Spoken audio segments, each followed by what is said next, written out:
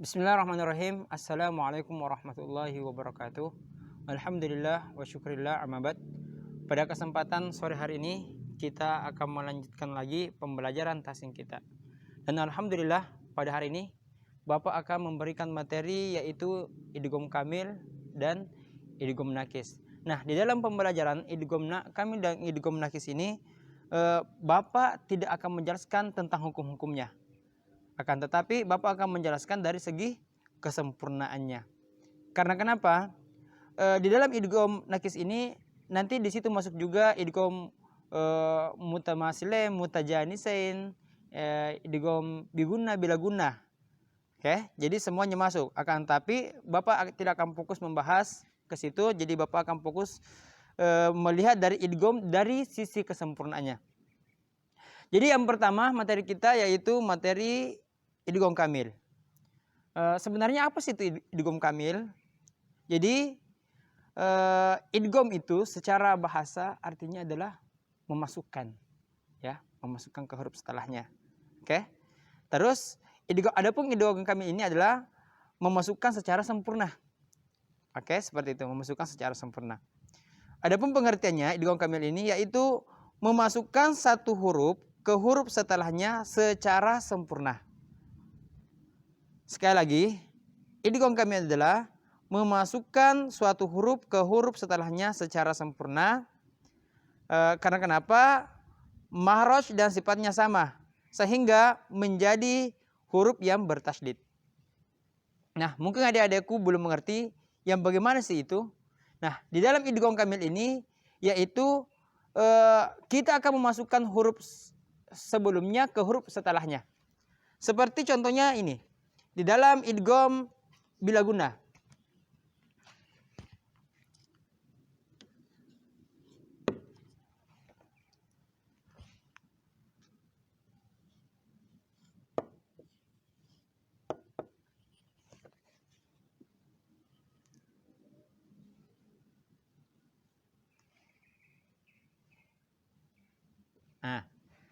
Nah, perhatikan di sini, ya. Nah, di dalam idgham nakis ini yaitu memasukkan huruf yang ini ke huruf di sini. Akan tetapi dimasukkan secara sempurna. Artinya apa?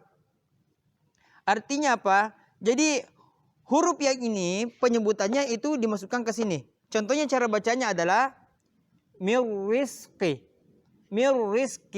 Oke, sekali lagi. Mirrizqi. Kenapa dikatakan sempurna? Kenapa dikatakan idgham kamil sempurna? Karena kenapa? Ketika nunnya ini dimasukkan ke huruf sini, huruf nunnya dihilangkan. Oke? Huruf nunnya dihilangkan. Jadi sifat-sifat dari huruf nunnya di sini benar-benar dihilangkan. Ya. Benar-benar dihilangkan sifat-sifat huruf nunnya. Langsung dimasukkan ke mana? Ke huruf ra. Oke? Jadi huruf nunnya ini, sifat huruf nunnya dihilangkan, langsung dimasukkan ke huruf ra. Makanya kenapa dikatakan idgham kamil? Karena memasukkan huruf secara sempurna. Seperti itu. Nah, perlu ada adik-adikku ketahui bahwasanya idgham nakis ini huruf setelahnya pasti bertasydid. Oke, sekali lagi. Jadi huruf idgham kamil ini huruf setelahnya pasti bertasydid.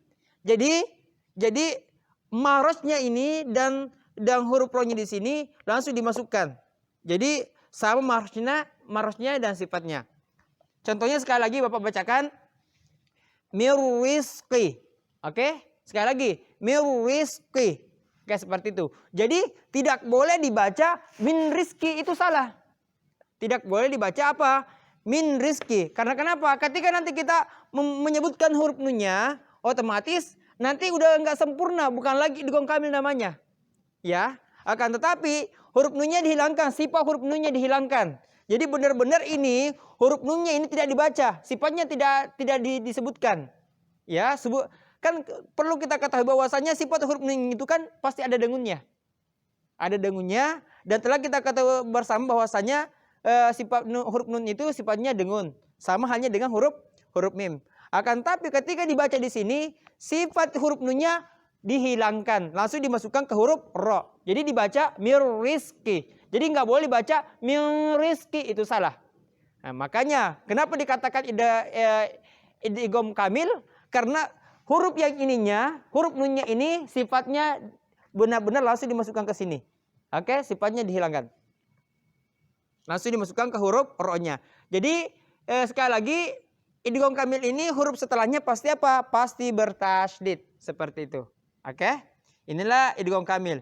Oke, Bapak berikan lagi satu contoh dari idgham kamil. Contohnya apa? Contohnya ini.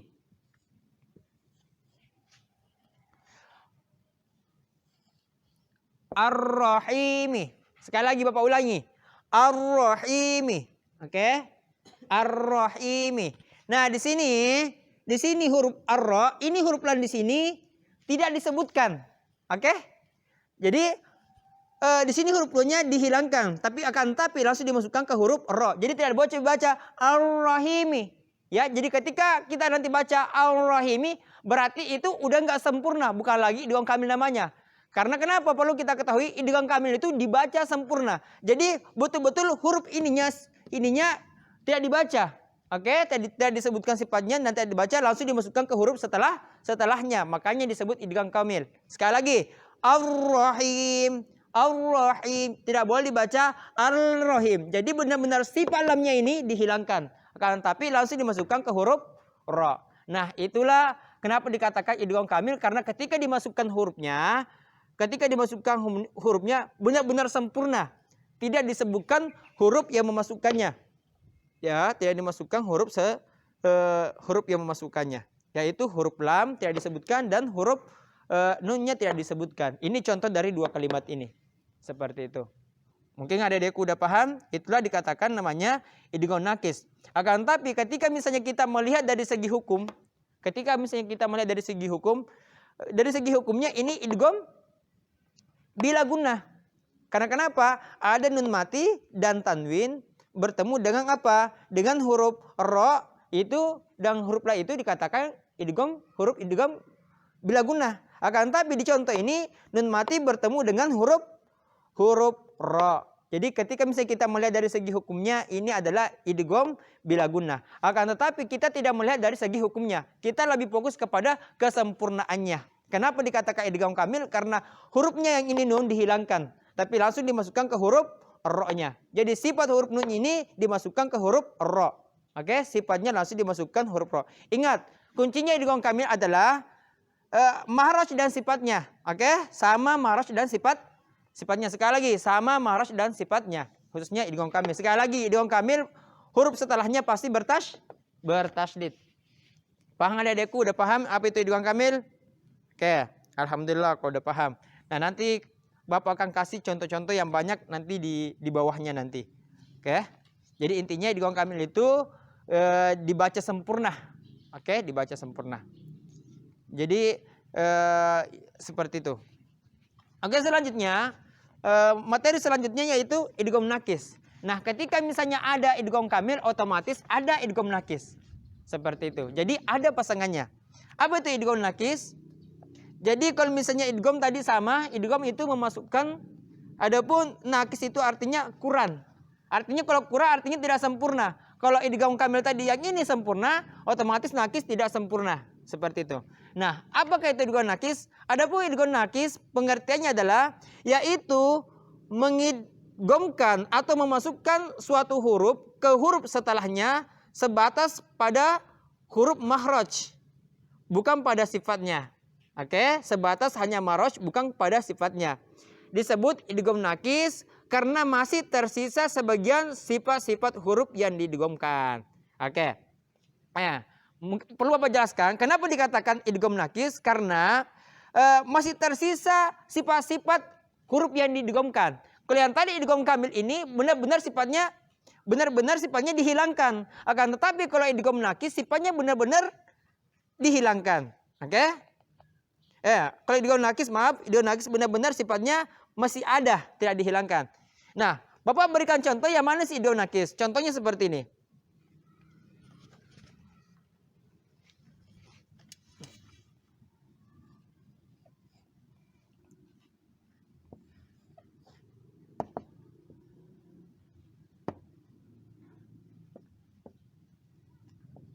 Oke, seperti itu contohnya. Oke, Bapak bacakan dulu. Basotta.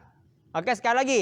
Basotta. Seperti itu. Jadi di sini huruf ta ini masih sifatnya masih ada sifatnya. Sifat huruf tanya masih ada. Jadi dibaca basotta. Oke, dibaca basotta. Sekali lagi, basotta. Oke. Jadi benar-benar di sini kenapa dikatakan idgham nakis? Karena sifat huruf ta-nya masih disebutkan. Nah, beda tadi idgham kamil. Idgham kamil betul benar-benar bahwasanya huruf nun-nya dihilangkan. Ya, sifat huruf nun-nya dihilangkan. Kalau di sini idgham nakis ini masih disebutkan, masih ada ta-nya, sifat ta-nya, masih ada to-nya.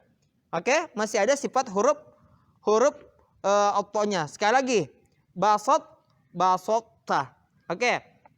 Bapak sebelum menjelaskan lebih jauh, jadi idgham nakis ini disebabkan dua sifat. Sekali lagi, jadi idgham nakis ini disebabkan salah satu dari dua sifat. Yang pertama sifat apa? Sifat yang pertama adalah sifat itbaq. Sekali lagi, sifat itbaq. Apa itu sifat itbaq? Perlu ada yang ketahui. Jadi sifat itbaq itu adalah salah satu materi dari makharijul huruf. Yang mana sifat itbaq ini adalah yang mana keluarnya berkumpulnya udara di langit-langit. Oke. Nah, di dalam sifat itbaq ini ada 4 huruf. Ya, jadi dalam itbaq ini ada 4 huruf. Yang pertama ada huruf Alta. Terus yang kedua ada huruf Adha. Terus yang ketiga ada huruf Azza dan ada huruf Sa. Jadi ini huruf, kenapa dikatakan itbaq? Karena suara itu berkumpul di langit-langit. Makanya dikatakan huruf itbaq. Seperti itu. Nah, sekali lagi, ini ada pun contoh dari sifat itbaq ini. Inilah tadi yang Bapak sebutkan. Inilah contoh dari sifat itbaq. Jadi sifat huruf to ini masih ada. Ya, sekali lagi. Jadi sifat huruf to ini masih ada ketika disebutkan kalimatnya. Jadi tidak boleh dibaca basotta. Tidak boleh, itu salah. Ketika nanti kita baca basotta, dihilangkan sifat huruf to-nya, berarti itu salah. Karena kenapa? Ini bukan kategori idgham kamil, tapi idgham nakis. Nah, idgham nakis ini adalah sifat huruf to-nya ini ketika dimasukkan ke huruf ta-nya, sifat huruf to-nya masih ada sedikit. Ya, masih ada sedikit, tidak dihilangkan seutuhnya. Kalau idgham kamil dihilangkan seutuhnya. Ininya huruf nun-nya, sifat huruf nun-nya. Kalau sifat ini idgham nakis ini tidak dihilangkan. Oke, dan semua contohnya idgham nakis itu seperti itu, dihilangkan semua. Dihilangkan sifat huruf to-nya. Oke? Dan huruf-huruf yang lainnya. Seperti itu. Jadi ketika dimasukkan ke huruf di sini itu dihilangkan, tidak dihilangkan seutuhnya, akan tapi masih ada. Contohnya lagi Bapak bacakan, basotta. Sekali lagi, basotta. Seperti itu. Jadi tidak boleh dihilangkan sifatnya seutuhnya. Itu dari sifat dari itbaq, dari idgham nakis. Terus yang kedua, sifat apa lagi dari idgham nakis ini? Sifat yang kedua yaitu sifat gunnah. Adapun contoh dari sifat gunnah seperti ini. Bapak bacakan ya. Min waliyyin wala waqi'. Min waliyyin wala waqi'. Oke, Bapak tulis. Min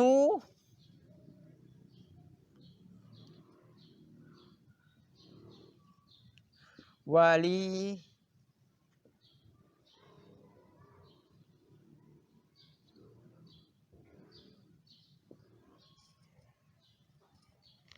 Oke, perhatikan di sini. Nah, di sini sifat gunnah perlu kita ketahui karena kenapa dikatakan sifat gunnah? Karena huruf nun dan huruf mim itu mempunyai sifat gunnah, jadi didengungkan, jadi ada sifat gunnahnya. Oke, jadi sekali lagi, jadi huruf nun dan huruf mim itu mempunyai sifat gunnah. Nah, kebetulan dicontoh di sini ada huruf nun. Nah, ketika nanti dibaca ini kalimat, mau tidak mau sifat nunnya harus ada ketika kita baca kalimatnya. Contohnya apa? Meu. Jadi sedikit ada gunanya di situ. Ya, ketika kita idghamkan nunnya, kita idghamkan ke huruf waw, huruf nunnya kita masukkan ke huruf waw, sifat huruf nunnya masih ada, tidak dihilangkan. Oke? Sekali lagi, sifat huruf dengunnya di sini tetap ada. Contohnya meu waliyin. Jadi sifat gunanya masih ada. Oke, itu idgham nakis. Nah, beda tadi idgham kamil. Kalau idgham kamil benar-benar sifat nunnya di sini dihilangkan. Oke, kalau idgham kamil itu benar-benar sifat nunnya dihilangkan. Kalau idgham nakis ini harus tetap ada sifat gunnahnya. Karena perlu kita ketahui sifat nun itu ada sifat gunnahnya. Akan tapi jadi ketika kita buat kalimat di dalam kategori idgham nakis, sifat huruf nunnya harus tetap ada. Jadi tidak boleh dihilangkan. Contohnya apa?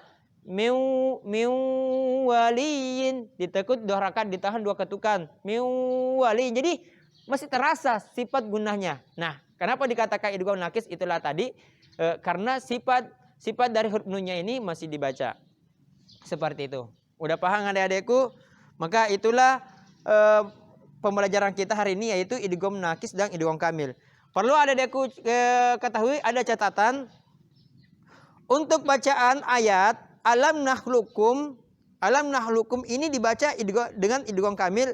Artinya semua huruf qa-nya didogongkan ke huruf kaf tanpa tersisa. Jadi ada catatan, ada kalimat itu alam nakhlukum itu masuk kategori idgham kamil, tidak masuk dalam kategori idgham nakis. Seperti itu. Ya, udah paham adik-adikku? Sekali lagi, intinya idgham kamil, perbedaannya idgham kamil dan idgham nakis, yaitu kalau idgham kamil ketika memasukkan hurufnya, sekali lagi ketika memasukkan hurufnya, yaitu sifat dan mahrojnya ini, sifat huruf nunnya ini dihilangkan seutuhnya ketika mengidghamkan, ketika masuk ke huruf setelahnya. Oke, sekali lagi, ketika masuk huruf setelahnya, yaitu sifat nunnya betul-betul dihilangkan, atau sifat huruf di sininya yang sebelumnya itu dihilangkan. Oke, contohnya tadi Ar-Rahim, huruf la-nya, sifat huruf la-nya dihilangkan. Mir-rizkin, sifat huruf nunnya dihilangkan. Itu idgham kamil. Terus yang kedua, idgham kamil ini adalah harus huruf setelahnya pasti bertasydid. Sekali lagi, idgham kamil ini huruf setelahnya pasti bertasydid. Itu idgham kamil. Terus selanjutnya idgham nakis. Nah, kalau idgham nakis ini terbagi menjadi dua sifat. Yang pertama, sifat yang pertama yaitu ada sifat itbaq, ya. Ini tadi contohnya sifat itbaq. Oke.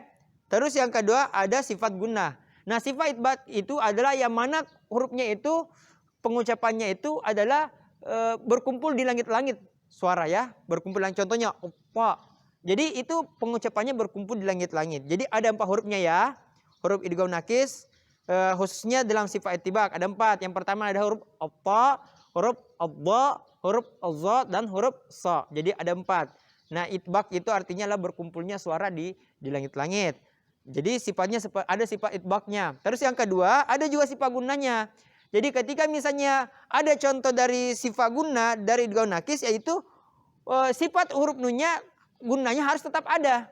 Contohnya tadi apa? Contohnya miu waliyin. Jadi sifatnya di sini, huruf nunnya di sini harus tetap ada ketika mengidghamkan masuk ke huruf setelahnya. Oke? Jadi sifat gunnahnya huruf nun harus tetap ada ketika masuk ke huruf wa. Seperti itu. Jadi kalau idgham nakis intinya ini sifat hurufnya sebelum masuk tetap ada. Oke, sifatnya tetap ada ketika dia masuk ke huruf setelahnya. Seperti itu. Adapun idgham nakis seperti itu, ya. Sifatnya tetap ada ketika masuk huruf setelahnya. Kalau idgham kamil tidak ada sifatnya. Seperti itu. Mungkin adikku sudah paham. Apabila belum terlalu paham, bolehlah adik-adikku buka bukunya, yaitu buku ini, ya. Buku metode Asy-Syafi'i.